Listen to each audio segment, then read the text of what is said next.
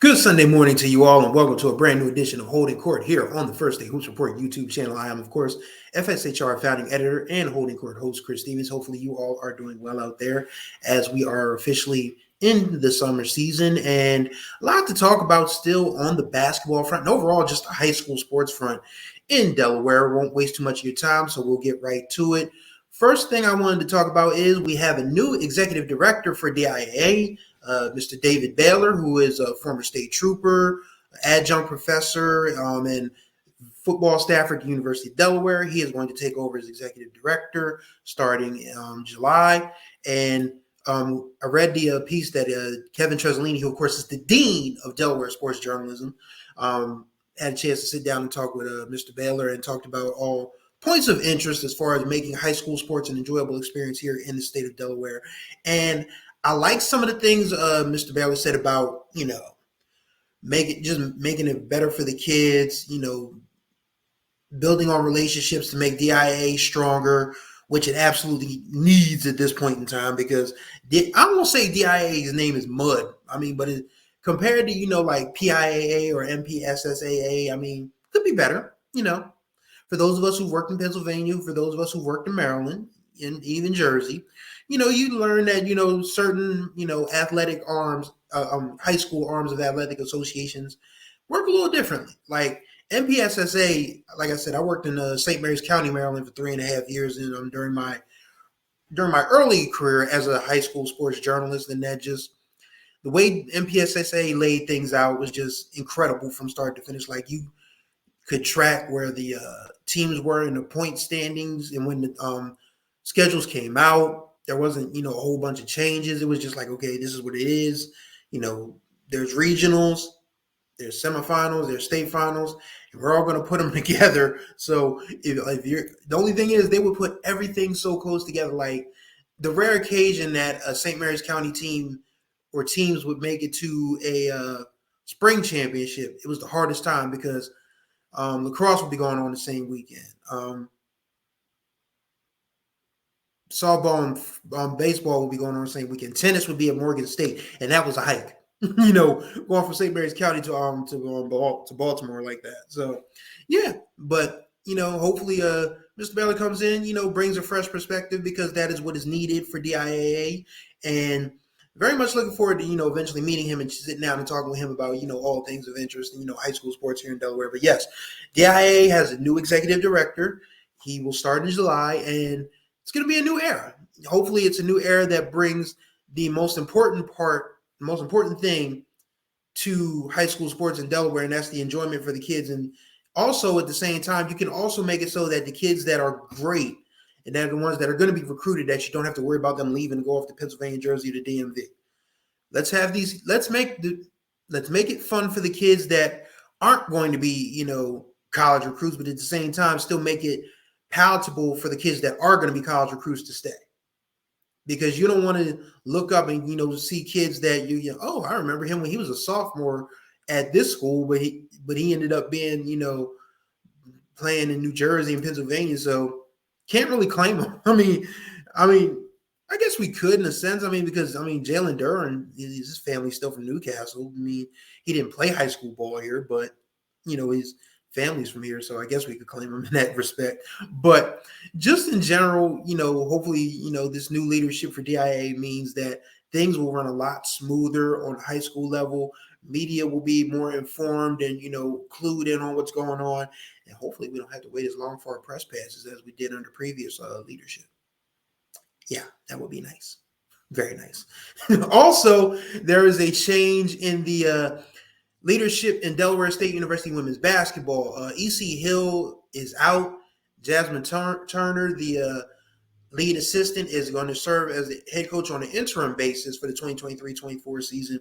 And I feel like that's a job that probably should go to Coach Turner full-time, because you need a younger voice with a program like Delaware State University women's basketball in recent years, because it's been a struggle for that program since Ed Davis left, many years ago. If you're not familiar, Ed Davis coached at Delaware State from 2000 to, I want to say, 2016, 17, 18 maybe. he was there a while. He was there a good while. And that basketball program made it to the NCAA tournament under his watch, won MEAC regular season championships, had for the longest time, they set the record for the lowest amount of points allowed per game in NCAA Division I. I don't think that's their record anymore, but I was there when it happened in 2005. They literally held teams to 46, 47 points a game. And it was crazy because they missed a couple of their key players that year because of, eligibility concerns. But Ed Davis really ratcheted that team up, and they just did not allow teams to score because they didn't have the offense. So if you don't have the offense, you got to have some defense. And that defense was stellar. And, of course, after Coach Davis left, Barbara Burgess, who was one of the early stars of the DSU women's program, took over as coach for a few years. Didn't work. Dave Caputo, God rest his soul, he passed away not too long ago, unfortunately. He was the coach for a while. And then here comes E.C. Hill, who comes in with a lot of previous experience. She's played professional ball. She's coached at the college level. She was a high school head coach.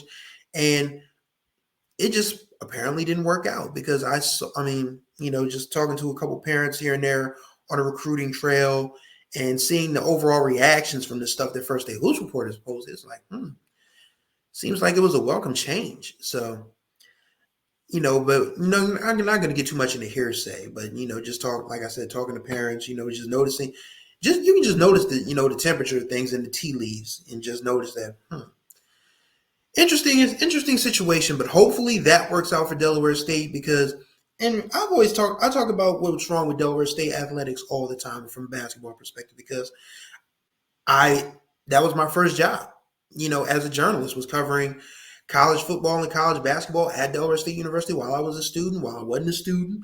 I was there for, I guess you could call it the glory years when the basketball team, because there was a point from 2004 to 2007 where the men's basketball team made the NCAA tournament, the women's basketball team made the NCAA tournament, and the football team won the MEAC, and then, of course, got smoked by Joe Flacco and UD in the opening round of the FCS playoffs. It was 1AA back then, but now it's the FCS playoffs.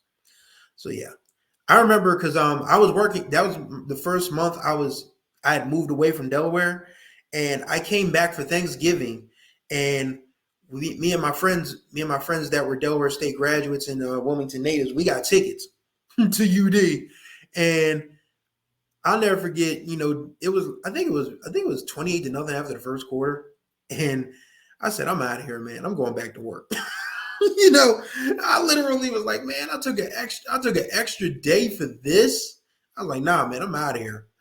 I got right back on 95 and went right back down through Baltimore, through Anne Arundel, all the way back through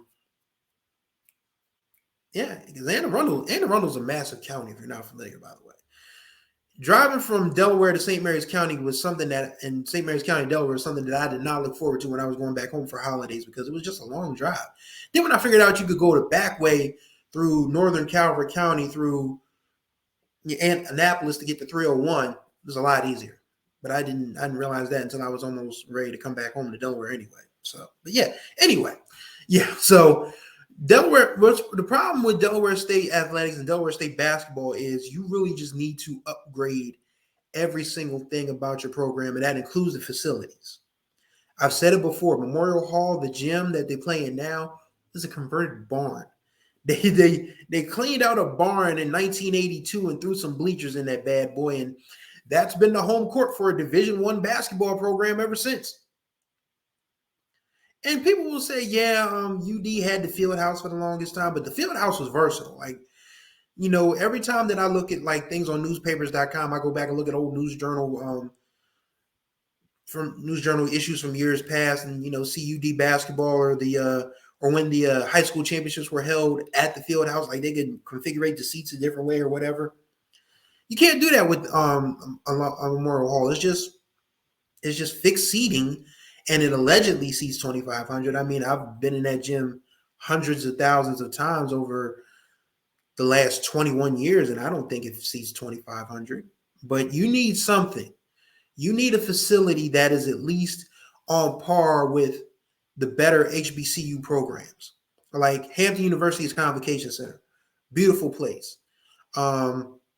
Byrd Gymnasium, Howard University. Byrd Gymnasium is older than anybody that's probably watching this program. But it has such a unique configuration. Like it's almost like the Coliseum setting. Like you don't have bleachers down on the court, but the bleachers surround the arena. It's like you're looking down into the Roman Coliseum, watching college basketball. It's pretty cool. The Byrd is absolutely one of my favorite arenas and gyms that I've ever covered basketball in. And I've seen a few, quite a few, maybe too many. Now that I'm thinking about it, that I've been in this thing so long. But the Byrd Gymnasium is absolutely one of my favorites. You need something on par with that. Honestly, Virginia State University, if you haven't seen Virginia State University's multi-purpose center, Google it and be surprised, because that is a Division II school with a Division I facility. And I look at that and all the time and I'm saying, why doesn't Delaware State have that? And it was interesting because I saw that the Delaware Thunder, that had the ice hockey team that had played at the Harrington at the State Fairgrounds, the rink at the State Fairgrounds in Harrington, would suspend operations because the field house didn't want them. I mean, not the field house, because the State Fair didn't want them interfering with what was going on down on the fairgrounds, which is unfortunate because ice hockey, because people have been trying to get an ice hockey franchise in Delaware for at least 25 years. Because I remember when I was in high school, the East Coast Hockey League was just plain old ECHL now, because they're spread out across the country. But the East Coast, at the time, the East Coast Hockey League went from Johnstown, Pennsylvania to, I want to say, South Carolina, because the South Carolina Stingrays were the affiliate franchise of the Washington Capitals. Don't ask me how I know all this information or remember all of this. It just happens. But yeah, if somebody decides to build a multi-purpose arena in Dover, that could literally change the game for a lot of stuff, including high school basketball, so that DIAA doesn't have to feel like they're paying out, they're bleeding money to rent the Bob, when the Bob literally should be something that high school sports should use freely. And that's just my opinion. UD can do what they want, when they want it, but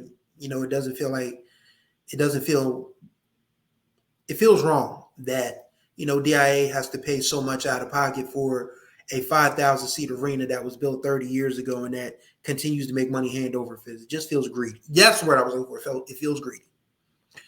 That being said, back to Delaware State basketball. You need to have facilities. You need to have, a buzz around the team and, build. Because we're starting to get to a point now where there are Division I women's basketball players here in Delaware. I mean, there were years ago, but I mean, now you start to see more of these kids, getting scholarship offers and looks from high-level schools. And there's no reason that some of these kids, some of these young ladies that are hooping right now can't stay at home. Like you should have a infrastructure in place that recruits, identifies the best recruits and gets them to Delaware State University or University of Delaware. I don't want to, just totally, ignore UD, because but you can't ignore UD because UD's been the more successful program forever. I mean, there may have been a brief, and I mean brief period, where Delaware State basketball and Delaware State football was better than University of Delaware. I think it was, honestly, for football, you can actually set your watch to it that it was the late 1980s, where Bill Collick's Hornets were just beating the tar out of everybody, winning MEAC championships. Never made a D1A appearance, 1AA appearance, because the MEAC did not have an auto bid at the time, which is so crazy because the 1985 team that had John Taylor on it, of course, who went on to be one of Joe Montana's key weapons for a couple championships, a couple Super Bowl winners for the 49ers. That team went 9-2. And I think their only, who was there? I can't remember. Their only losses, they didn't lose a game in the MEAC. I think their losses were to like maybe Grambling or somebody else in 1985. But they were really good, but they didn't make the FCS playoffs because the MEAC didn't have an auto bid at the time. But you need facilities upgrades. You need to get the students to care. You need to get the community to care. And I mean, the community should care because Delaware State is the only college program left in town. unless you're counting Delaware Tech, and they only have lacrosse. But you need more than just, the D1 in name only. You need the facilities, you need the culture, you need the infrastructure to back it up. And that's probably why it's been so hard for Delaware State basketball and football over the years, because, it's just not there yet. We're starting to see improvements, but, they're incremental improvements. There needs to be more than incremental improvements if this program is going to stay Division I. That's just my feeling on the matter. But overall, just another change. This is going to be Delaware State University's third women's basketball coach in 4 years. You can't build a program like that because you need at least 4 years of one coach to cycle out the previous regime's recruits and bring in their recruits and see what you can get out of these classes. And you can't do that if you are changing coaches every 2 and 3 years. You need to have somebody there for 4 years at least to figure out, okay, is this the right fit for our program? Are we getting the players that we should be getting? Are we keeping the players that we should be keeping? Are we losing too many players? These are the things that you have to take into account from a college level. And I think it's very true of high school as well. But, high school is tougher to say because, with kids transferring all the time. College kids transfer all the time too, but with high school kids starting to take advantage of transfer rules now, it's really hard to say, what a coach can do for a high school team when you may not have the same players the next year. It's a very interesting thing to take notice of when we're talking about basketball in the 21st century, because, kids and their parents are starting to take advantage of, being able to transfer out, do different things, find another place to play or whatever. And it's just hard. It is hard, to build some continuity within high school and college programs because you never know what's going to happen from year to year. And maybe that's where coaches and administrators can learn to adjust. Because if you're losing this player this year, then you probably need to bring somebody in to replace that player. You need to find somebody. You need to find a group of kids who are going to, want to stay and make it so that they can stay.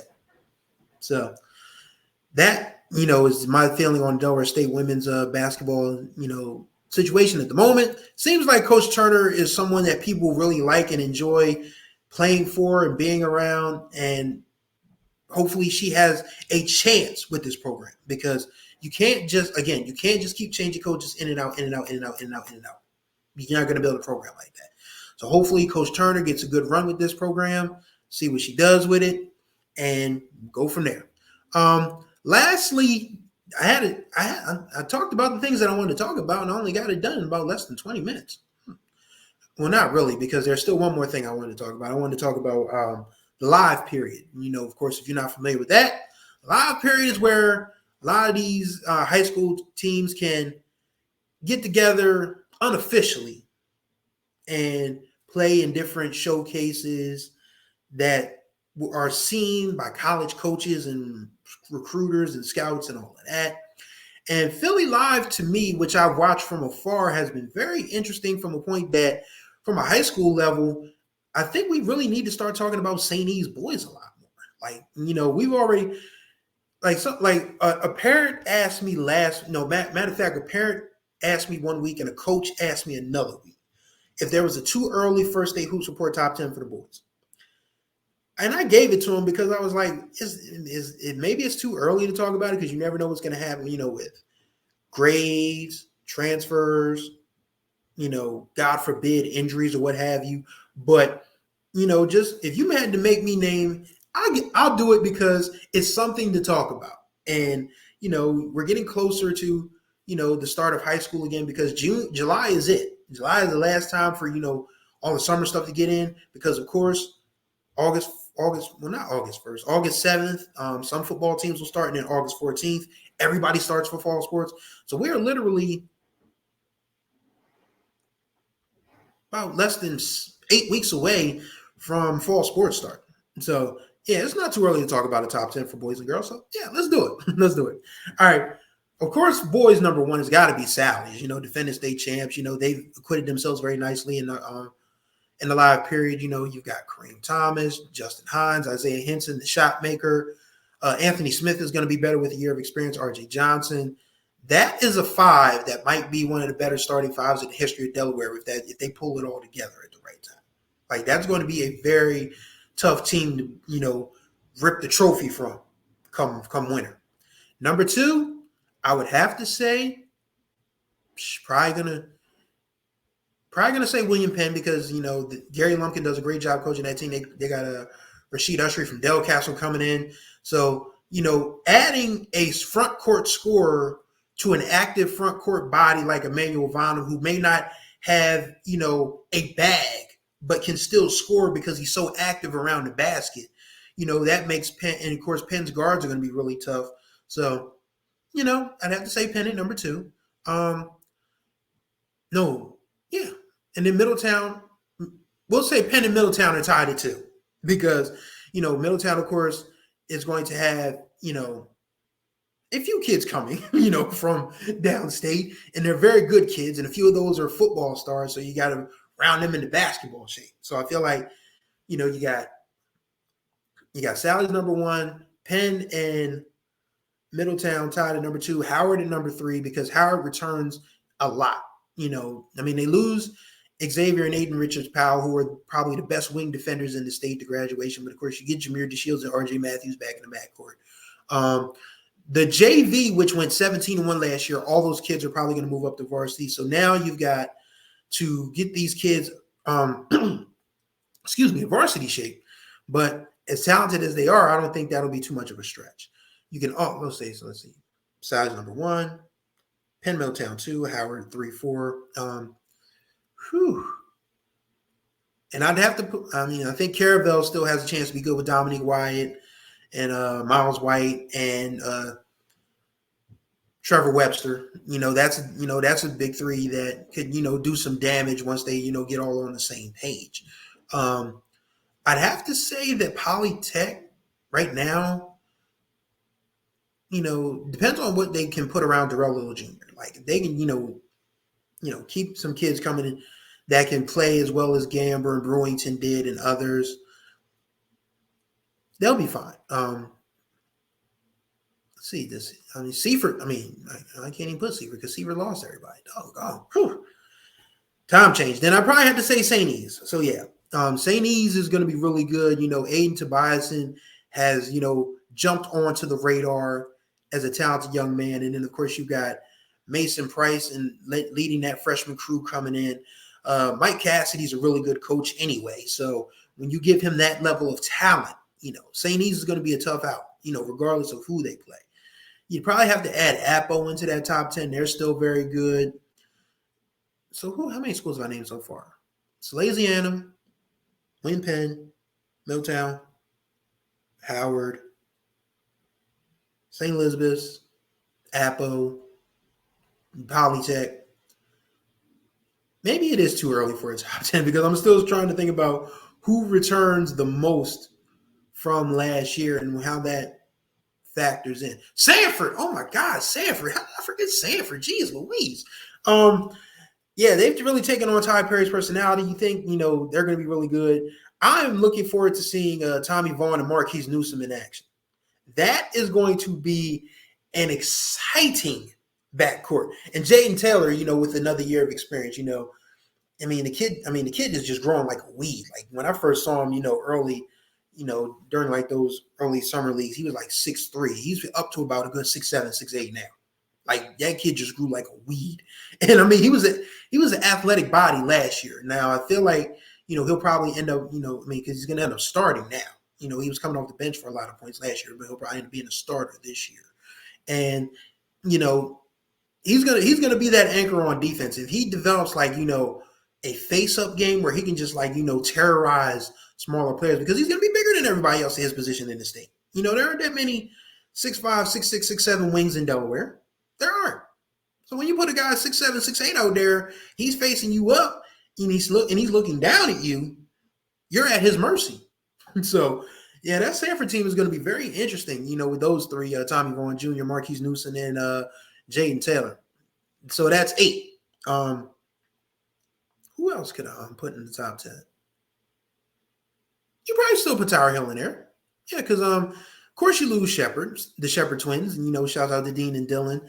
Very much looking forward to their post high school careers. Then of course you still have Kevin Coleman, Jackson Clow, the big fella. That'll be a nice little twosome for Coach Kaiser, Coach Patrick Kaiser, Bill from again, Coach Kaiser, another one of the great tacticians in Delaware.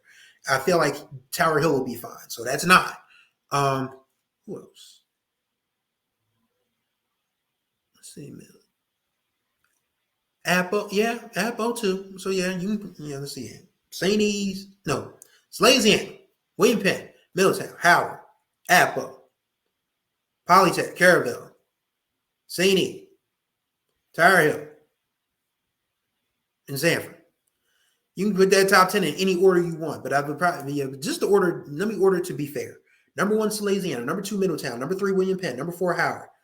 Number 5, Sanford. Number 6, Caravel. Number 7, St. E. Number 8, Appoquinimink. Number 9, Polytech.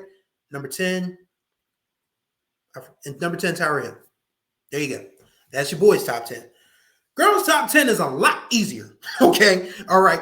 Ursuline starts the season number 1 for me. Like it literally took a superhuman effort from Sanford's senior leadership to take that championship from them. I don't think, if they can get a schedule that doesn't involve them having to play Padua and St. Mark's twice a year, I think they'll be fine.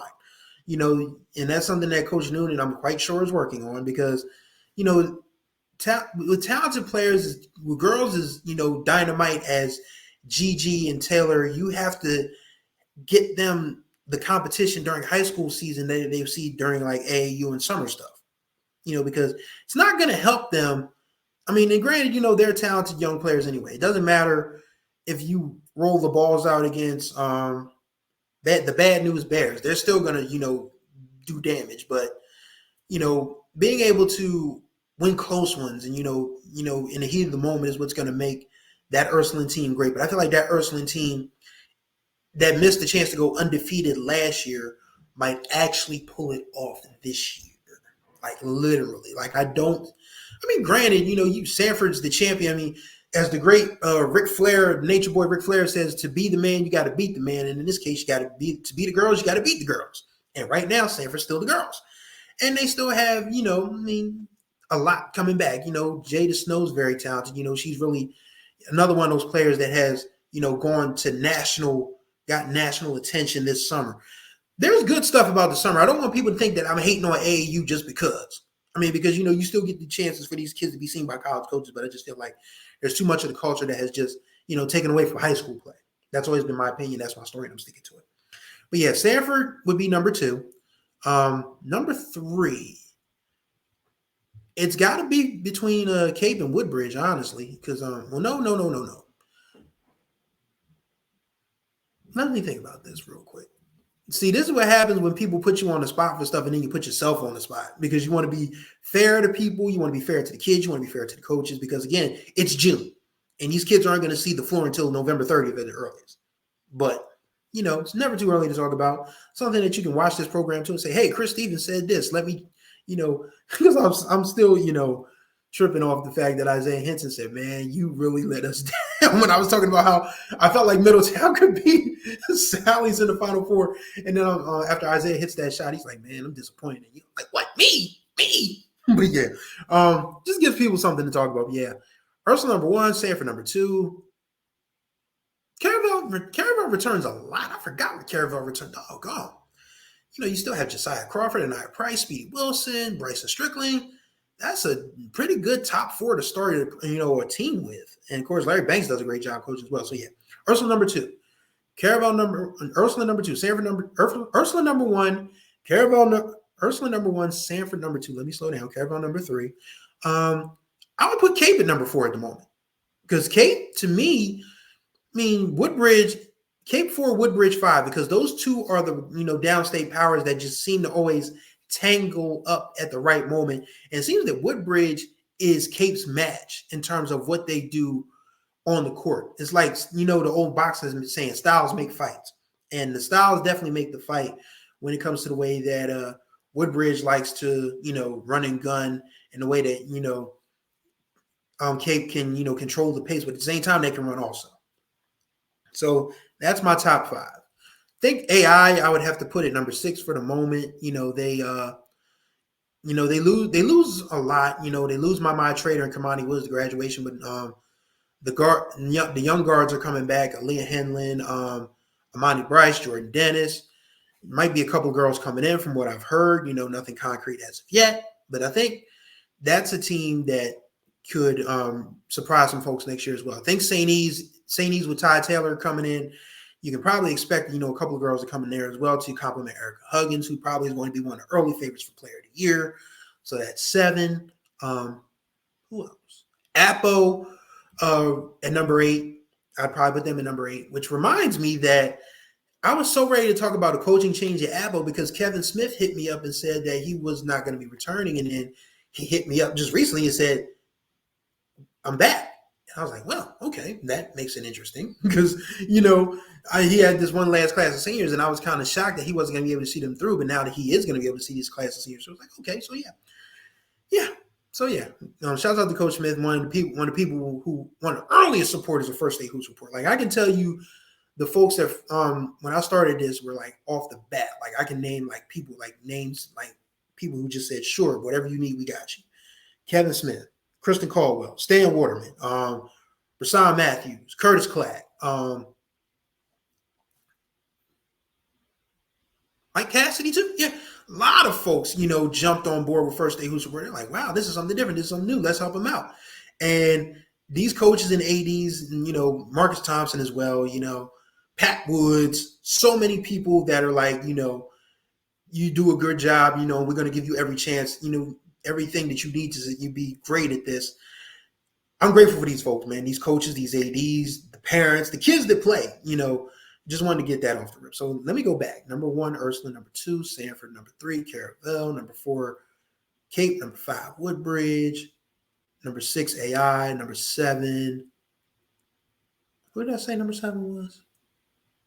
I can't even remember who I said number 7 was. Probably going to go ahead and just insert Archmere in there. Archmere lost their seniors, though. But one thing I know about Coach Dan Pisani is he's going to coach them up. He's definitely going to coach them up. So, St. Elizabeth's number 7.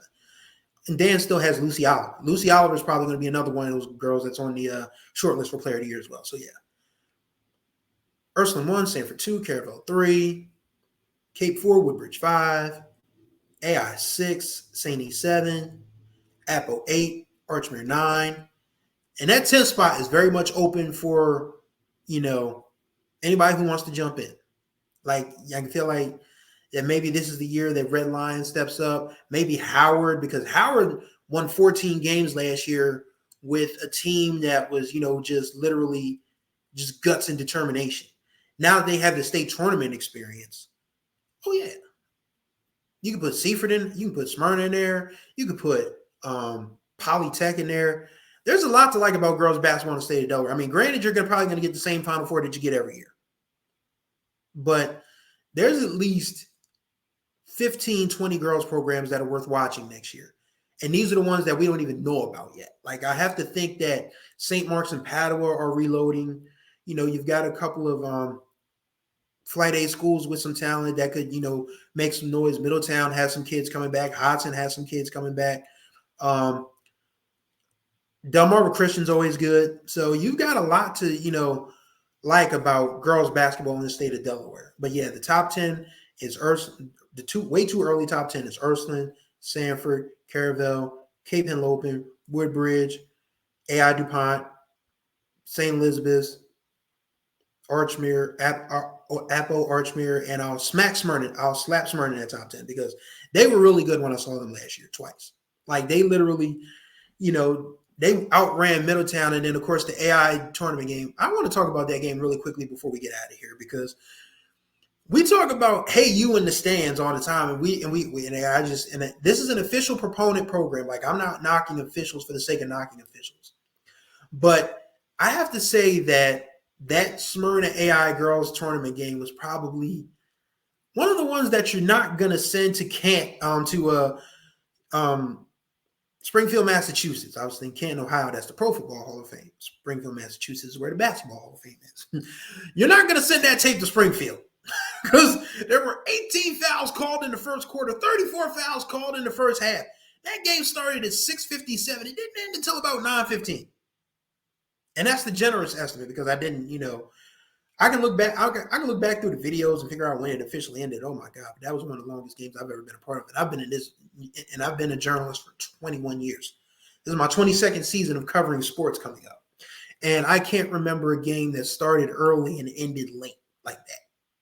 Because it was just. They call fouls after foul after foul after foul after foul after foul, and so many. I think three players from each side fouled out. But that Smyrna AI game was fun, and I really hope that Lucky Price and Eric Gums make that a regular season matchup this year somehow, some way. I don't know if the schedule has already been set, but I would like to see that in a regular season setting. Like it can either be at Smyrna or at AI. I will be there because that was a fun matchup last year. And I think the only key senior that Smyrna lost was Jay Rivera. But everybody else returns for Smyrna. AI, of course, losing Mama and Big Monty is going to be tough. But Lucky's the type of coach where he'll, fill in the gaps where he can. And the younger players that played last year, it's time for them to step up. So I would like to see that as a regular season matchup on the girls' side. But, yeah, maybe the schedules have already been set. Who knows? But we'll find out when we find out. And that's going to do it for this edition of Holding Court. Greatly appreciate y'all for watching and listening as always. Everything that you need to follow us, everything you need to keep up on with what we're doing, will be in the description below. Thank y'all very much for your time. Enjoy your Sunday. Enjoy the rest of your June because next week is July and then 1 month left. And then, of course, it's back to the grind with high school sports. So very much looking forward to talking through it all with you all. So till next time we speak, y'all take care of yourselves and each other.